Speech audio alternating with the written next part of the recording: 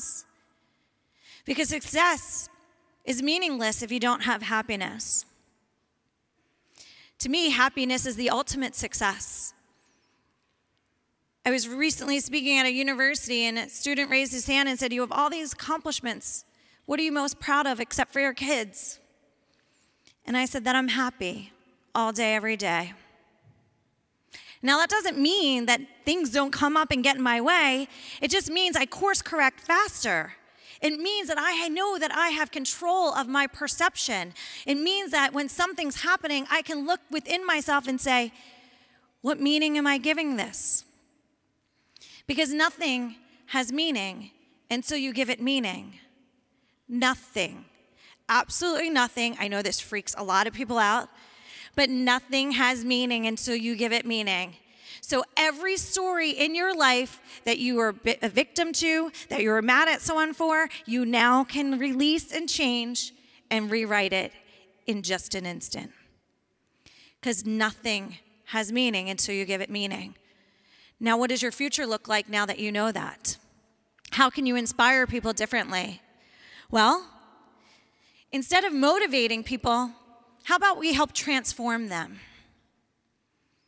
How about we get to the root of people's blocks, just like Roy Halladay got to the root of his block and then became one of the best baseball players of our time? Motivation is very short-term push. It's forceful. Transformation is getting to the root of what's holding someone back from their potential. Let's just say during my crazy childhood, on Friday nights I got to go to my grandmom's, and my grandmom would sit and eat dinner with me, and we'd have pizza, and then we'd have ice cream afterwards, and we'd watch TV together, and I felt so safe and loved there in that moment. I've now created a very clear emotional connection to what? Pizza and ice cream. Yes, thank you. And so as I would go through my life, every time something would go wrong, I would go for pizza and ice cream because of the emotional connection to it.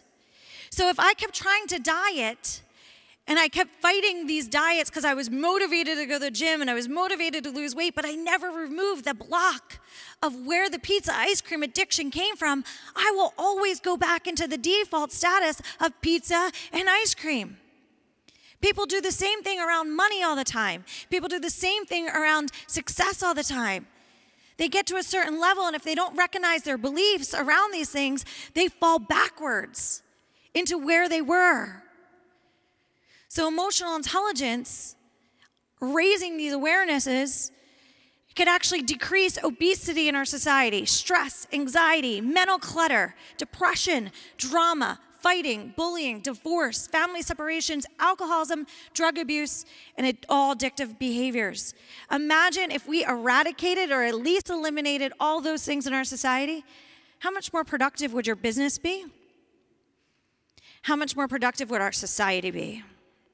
How much happier would we all be? And it would increase health and wellness and productivity and innovation, finances, economy, happiness, life fulfillment, world peace, safety to learn to thrive, relationship satisfaction, and effective communication skills. And how would it do that?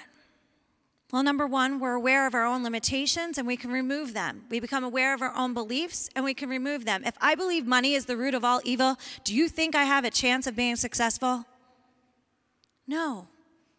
Because that belief will always hold me back. No matter what action I take, I will always self-sabotage myself. Because I will become successful. I'll go, oh gosh, that must mean I'm evil. I've got to ruin this whole thing. There's so many beliefs that we walk around with in our society that we don't even know exist because we're not mindful of them. We're not introspective enough.